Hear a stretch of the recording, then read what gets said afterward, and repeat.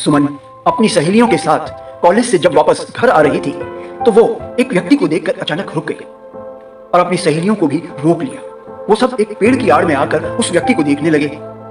सुमन ने सबको चुप रहने का इशारा किया। वो व्यक्ति एक पेड़ के नीचे लगी बेंच पर बैठ गया। उसने इधर उधर देखा, फिर अपने थैले में से अंधे लोगों की फोल्डिंग स्टिक और एक काला चश्मा निकाला और थैले को कंधे पर लटका दिया। फिर स्टिक खुली और चश्मा लगाकर अंधों की तरह चलने लगा। सारी लड़कियां ये देखकर स्तब्ध रह गईं। जब वो कुछ दूर चला गया तब सुमन ने अपनी सहेलियों को बताया कि ये आकाश है, हमारा किराएदार।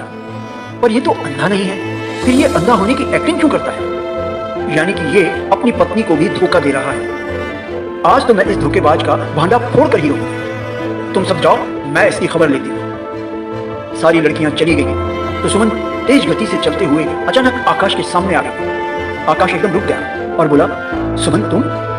तब सुमन ने कहा, तुम्हें कैसे पता कि मैं सुमन हूं? तुम तो अंधे हो ना। आकाश ने झट से बात बनाते हुए कहा, मन की आंखों से सबको पहचान लेता हूं। ये सब क्या है आकाश?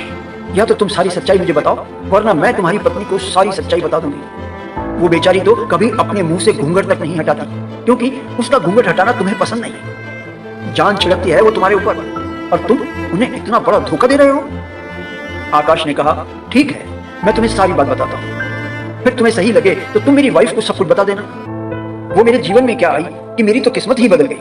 मुझे बहुत अच्छी नौकरी मिल गई, हम खुशियों से भरा प्यार में सराबोर जीवन जी रहे थे। लेकिन एक दिन अचानक ऑफिस में मेरे पास फोन आया कि किचन में आग लगने से माला काफी जल गई है। मैं घर गया, उसे हॉस्पिटल ले गया। कई महीनों तक उसका इलाज चला। हॉस्पिटल से जब वो घर आई और उसने अपना चेहरा कांच में देखा तो वो चीख पड़ी। उसका आधा चेहरा जल गया था। वो रो रो कर पागल सी हो गई। एक दिन वो कहने लगी, देखो आकाश, जब मैं अपने चेहरे को कांच में देखकर उसे बर्दाश्त नहीं कर पाती तो तुम ऐसी बदसूरत लड़की के साथ अपना पूरा जीवन कैसे काटोगे? बस यही सोच सोचकर मेरा मन आत्मग्लानि से भर जाता है। मन करता है तुम्हारी जिंदगी से दूर चली जाओ, आत्महत्या कर दो। मुझे डर लगने लगा ये कहीं कोई गलत कदम ना उठा ले। बहुत सोचने के बाद मैंने एक हॉस्पिटल में डॉक्टर को मेरी मदद के लिए राजी किया। डॉक्टर ने माला को फोन किया कि आपके पति आकाश का एक्सीडेंट हो गया है, आप तुरंत सिटी हॉस्पिटल आ जाइए। जब माला वहां आई तो डॉक्टर ने उसे बताया कि इस एक्सीडेंट की वजह से आकाश की दोनों आंखें खराब हो गई हैं। अब वो कभी देख नहीं पाएगा। और तभी से मैं अंधेपन का नाटक करने लगा। उसे भी अब आत्मग्लानि नहीं होती है, क्योंकि उसे लगता है कि मैं उसका चेहरा देख ही नहीं सकता। हमारा प्यार पहले से ज्यादा गहरा हो गया है।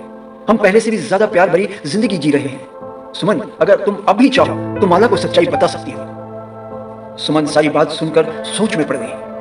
वो बोली, प्यार वाकई में क्या होता है आकाश भैया?